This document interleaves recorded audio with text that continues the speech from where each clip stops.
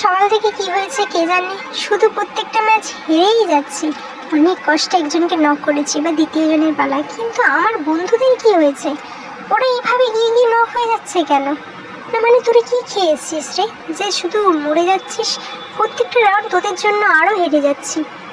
কি বলবো, এখানে অনেকক্ষণ ধরে একজনকে আমি ড্যামেজ দিচ্ছি, কিন্তু সেই 10 বার রিভাইভ হয়ে যাচ্ছে।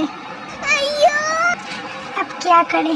আরে মামুনি, তুমি একবার ড্যামেজ দিয়েছো বলে তুমি কি ফুল কিলটা তুমি নেবে? এটা কি সম্ভব বলো?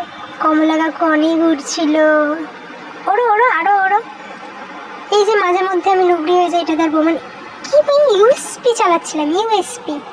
ভাই কেন? 3টে বান্দার মাঝখানে ঢুকে পড়েছি, মরতে তো হতোই, কিছু করার নেই। মাথা ড্যামেজ করে দিয়েছিল গাইস, আর একটু হলেই ওপরে পাঠিয়ে দিত।